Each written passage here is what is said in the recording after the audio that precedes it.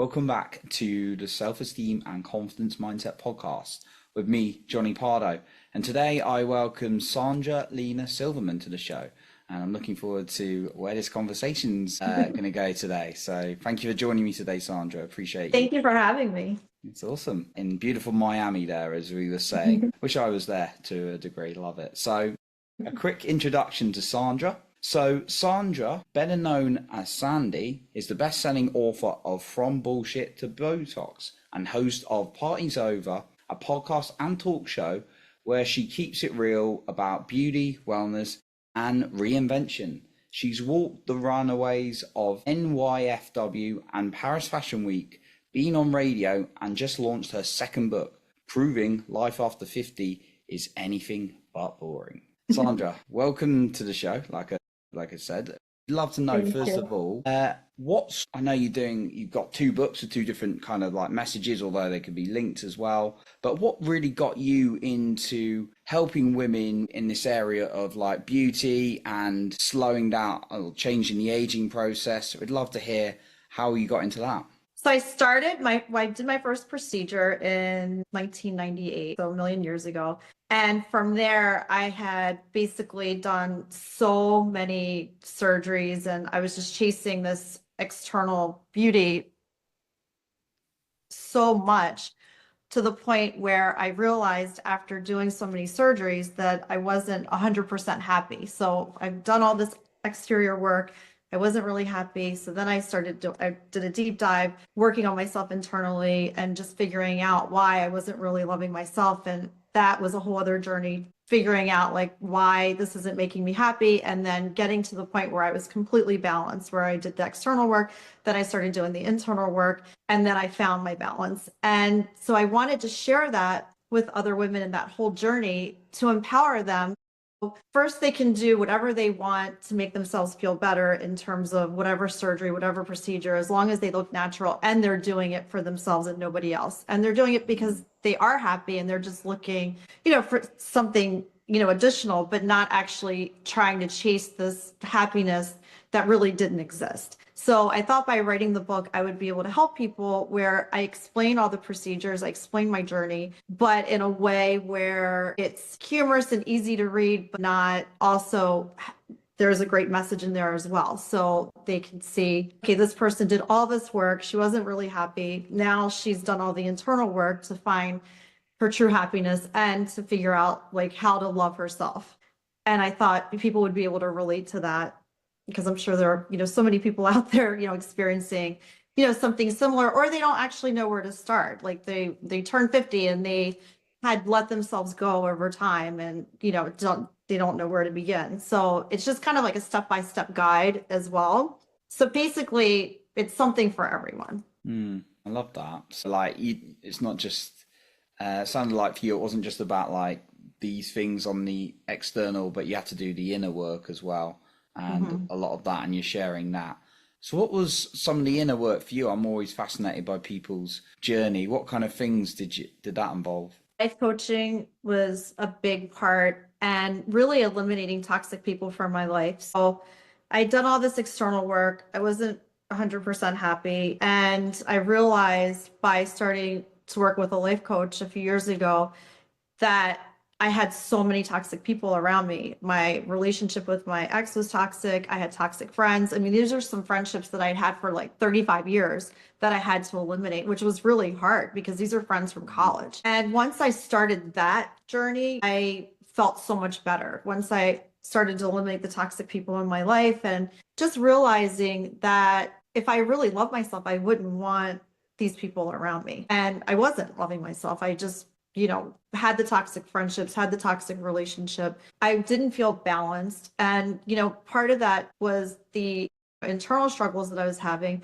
but also I wasn't balanced, like with my nutrition. I wasn't balanced with the supplements I should have been taking. I had to start doing a lot of lymphatic work because my body and my face was always so puffy. I didn't realize my lymphatic system didn't work that well. So I went on this whole thing of like, how am I going to get from point A to point B? So I started doing all these things. So I started working with a holistic doctor, and that helped a lot. Started increasing my protein intake, being consistent with my workouts. So doing all these things combined really started balancing me with my nutrition, with my sleep, with my workouts. And I no longer had deficiencies that I think that I had before because I wasn't taking the right supplements. And so I started doing peptides, and all these things combined and being consistent helps so much, as well as eliminating the toxic people in my life. I love that, particularly around the elimination of people not serving you. And I think you said some of them were 35 years of friendship. Yeah, Wow. friends from college. Because Wow. in college, everybody starts, you're on the same playing field, and you graduate and you're friends and everything's fine. And then as life continues, sometimes some are more successful than others. And if somebody's not your cheerleader and they're not really there to cheer you on and to be supportive, they shouldn't be in your life. And I realized that the hard way, and I had to eliminate those people. Hmm. Wow, that's powerful. How did you kind of, there was a lot involved there, Sandy, that was awesome, like the live coaching as well as those people. Nutrition you touched on as well. Like, how did you know where to start? Because I know for some people are like, I know there needs to be a change, but I'm just so overwhelmed and I feel so stuck. So I just wondered if you had any guidance for that person. So for somebody who, let's say you're working full time, you have kids, you have to set aside an hour a day for yourself. Whether that's like you're going for a walk, or you're doing, even if you don't have time to go to a gym, like you can work out at home. Like there's so many easy things that you can do. You can get weighted bands and order them, like a weighted band little package instead of like weights that are in lieu of weights. You could do, in your house. Just really taking time and choosing you. And I don't mean choosing you where you're, avoiding your other responsibilities, but just choosing you an hour a day to work out, meditate, whatever it is that you need to do, and just get started. And if you have weight to lose, like walking is free. Like you don't have to pay to walk. Just, or counting your calories. Like I'm a big believer in counting calories. I know there are a lot of nutritionists out there that don't like that mindset. I do. I think that if you want to be a certain weight, those are the number of calories. Like, for example, if you want to be 130 pounds, I would consume 1,300 calories a day. Some people will disagree with that, but that's what I do, and it works. Just little things that you can do, and you just stay consistent with that. Start to work out, start to walk, count your calories, whatever it is to make yourself feel a little better. And even if you don't have time to go to a spa to do like a facial, there's something that you can get online called the Jesner peel. It's $14. You can start doing that. There's certain things that you can do in your house, like lymphatic work, dry brushing, all these different things I talk about in my book that you can do from home, but you got to set that time aside for yourself.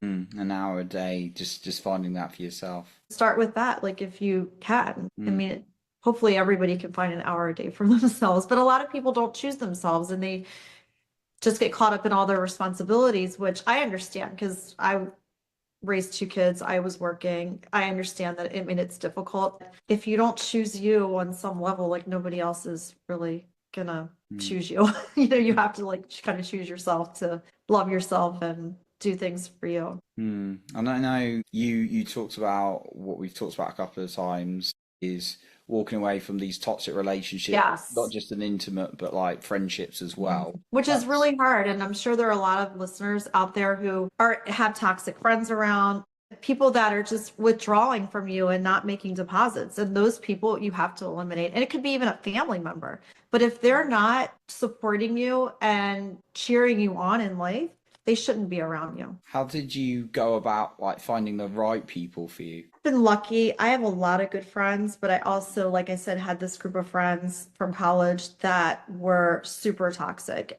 And I just realized over time that if I have anxiety about going to dinner with you, I should not be with you, because we have limited time as we get older, especially when you have kids and you have a job, you have limited time to spend. So you want to spend that time with people that actually care about you and they want the best for you, not for people that are jealous of you and want bad things for you. And if you're in a relationship or a situation like that, you have to eliminate them. And the thing is, like, once you love yourself and you're kind to yourself, you're going to attract better people.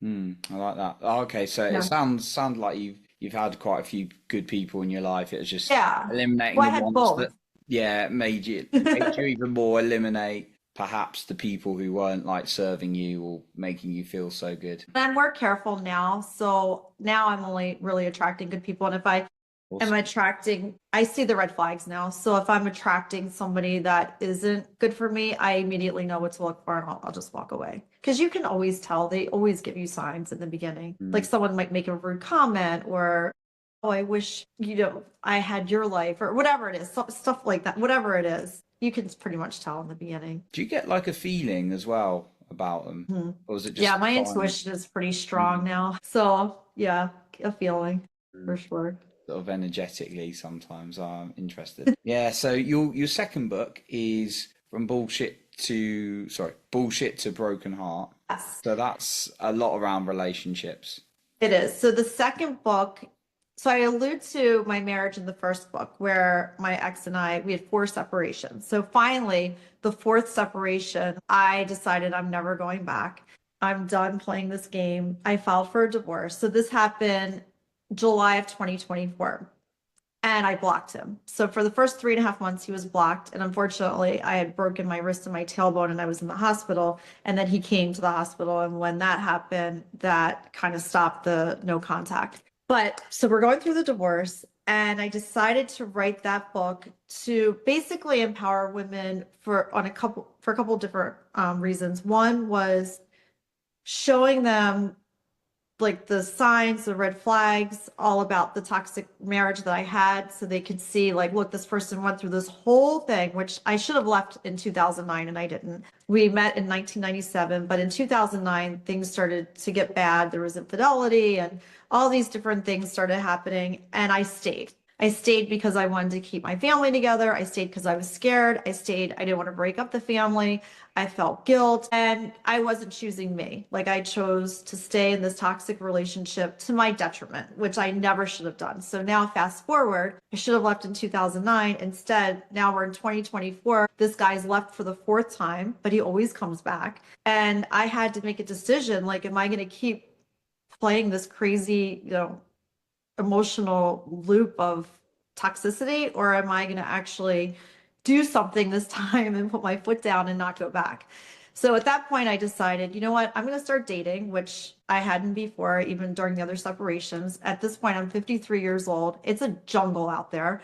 I start dating. I met somebody like 2 weeks later. So the book is funny, but it's also really informative. I have therapists in there talking about all the signs, the red flags, different scenarios in my marriage, which I wouldn't have been able to create these stories and content in a million years, the things that went on in this marriage. Like it was such a circus show. So I put all that in the book. And I mean, it really is to help women, if they're in a toxic relationship to get out, not do what I did Mm. because I stayed for all the wrong reasons.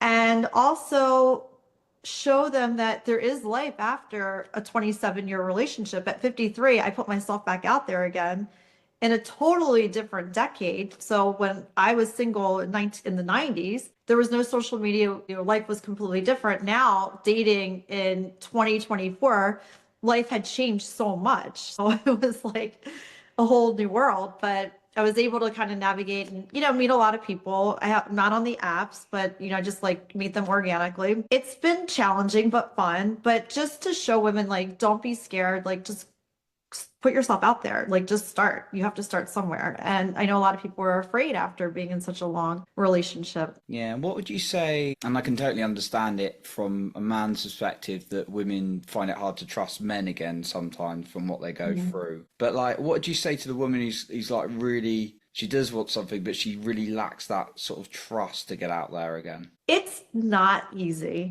And you are going to meet a lot of different people, and you're going to meet a lot of people that aren't trustworthy. But I was a child in the 70s and 80s. So I grew up watching fairy tales. So for me, I'm still in like fairy tale land. So I always think like, okay, I'm going to meet the right person. He's out there. It's a numbers game, really. So I mean, it truly is a numbers game, but also you're going to attract, I guess, the type of person like how you are at that time in terms of, okay, so my ex is a narcissist. So the first 5 people that I attracted after we split up were all narcissists. So they were all a version of him. So I had like a broke version of him. I had an Arab version of him. You know what I mean? I had like a New York version of him. So all these people were like versions of this guy because that's what I was attracting because I didn't do the work on myself. So I started doing the work. I got a relationship coach. She's amazing. She's a therapist slash coach. This is not the life coach. This is somebody totally different. And she's like, look, you have internal issues that you have to fix and holes within you that you have to fix because otherwise you're going to keep attracting the same person that you had. And she's completely right. Like I attracted like all these different guys were just versions of him. That has changed now. So now I've done, a lot of work. I'm attracting totally different people now. But I also wasn't ready. So getting out of this marriage, I was just kind of, messing around. I wasn't like super serious. But again, I wasn't attracting the right people. So the message for somebody else would be, first of all, like if you do need to do this internal work on yourself, so you don't attract, if you had attracted a narcissist in the past and you don't do the work, chances are you're going to attract the same guy, just in a different form. So I would suggest that you do work, on yourself, and it means laws of attraction, and then you're going to attract hopefully the right person. I'm hopeful I'm going to attract the right person. He's out there. That's awesome. Yeah. It's so powerful, empowering it sounds. From what I'm hearing, it's like when, even though it can be quite difficult to admit that like, oh, like you've kind of shared that, oh, I'm attracting this, and this. But actually, when I start doing the work, I'm finding like a different result. Yeah. Quite empowering because you can go inside and then do that work on yourself. Because there's a reason why I attracted my ex to begin with. We were obviously too broken. I mean, I was obviously a broken person to attract a broken person. If I wasn't so broken at the time, I would have attracted a totally different guy. And then here I am all these years later, it just kept getting worse and worse and worse because I didn't set the boundaries that I needed to set. I should have left. I mean, but instead I didn't leave. Like this person's like mistreating me every which way. He's telling me to my face, I'm not sexually attracted to you. Your legs look like baseball bats. All these different things. Your body's soft. You need to go to the gym. Like he's insulting me every which way.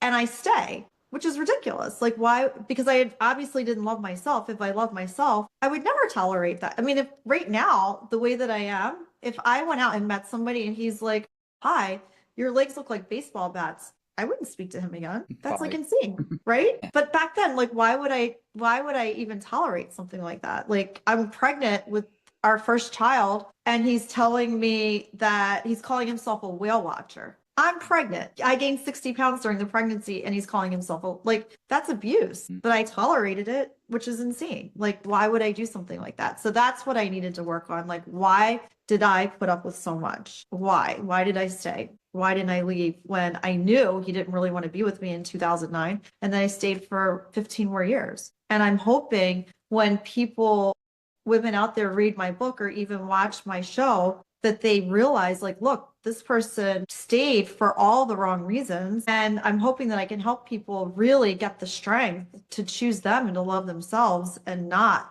put up with the things that I did.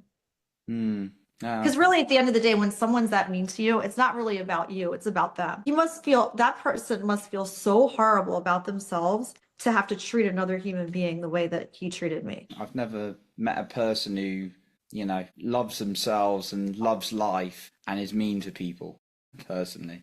Imagine like your husband who's supposed to love you and cherish you, looking at you straight in your face and just being like, well, I'm not sexually attracted to you. Stay away from me. Like, you look like your legs are like baseball bats, and you're pregnant with their child and they're calling themselves like I mean, this is like insane. And there's so much infidelity, that going on. And it's crazy. It's crazy behavior. Yeah, I think it's really powerful what you're sharing, because I know there's a lot of people out there who have gone through similar struggles, and I hear it quite regularly, gone through, I keep attracting this kind of person, I had the odd message from someone say, I keep attracting that, I heard that episode on that and it really helped me. So I love what you're doing, sharing your story and the work you've done on yourself to share that in your book with other people as well.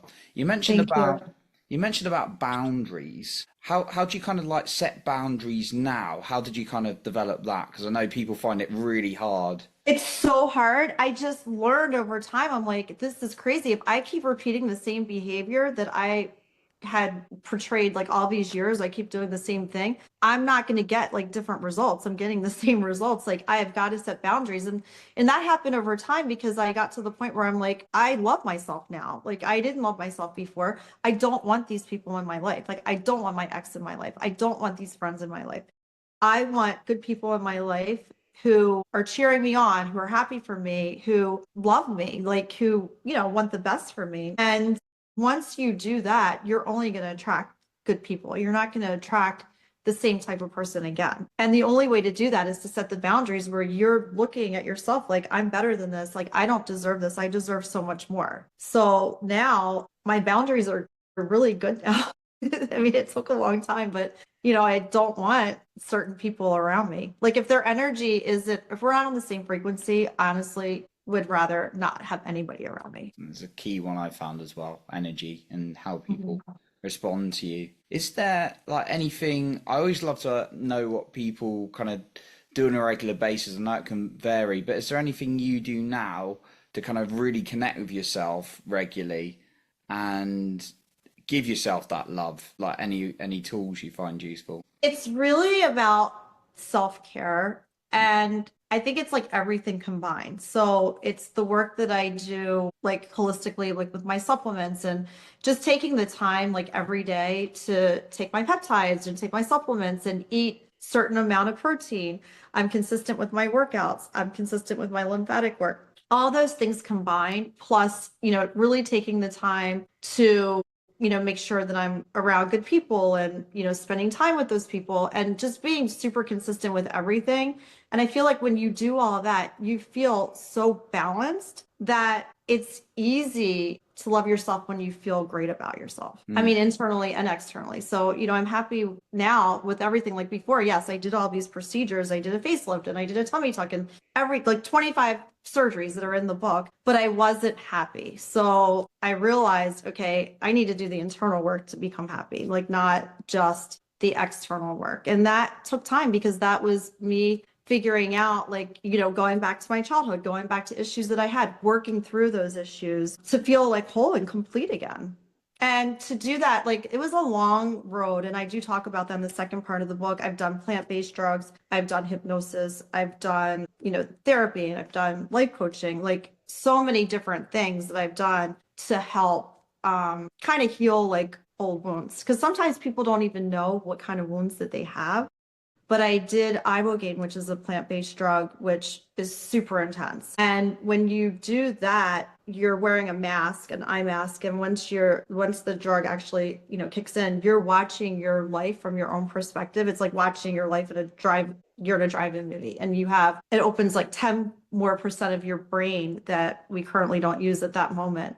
So you can see everything. So I could see the carpet when I was 3 years old. And so I saw certain things happen that I had forgotten or I had just blocked out of my memory. So that was really helpful. So I saw that I was able to kind of help myself by starting to work on the issues or the things that I saw, in my past. And I'm not perfect. Like I still have some struggles, but I'm a lot better. Did that help you when you saw some of those things that you've forgotten about to love yourself more? Well, yes, because I didn't know why, like, for example, I had attracted certain people and why I was okay with that kind of treatment. And, there were things that happened in my childhood that I watched and they were traumatizing. So when I saw that, I was like, okay, well, that makes sense now.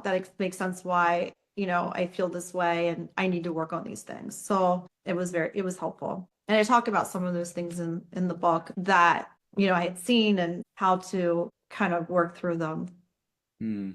Wow, quite a lot of tools like that. Yeah. The hypnosis, the plants, the therapy, all sorts of things like diving down there. So you kind of share all this in your books, these So different tools. yeah, in the first book, so one of the things was I was molested when I was 7. And to this day, and it happened in a tack room, which was like a teeny tiny room where you keep like horse supplies.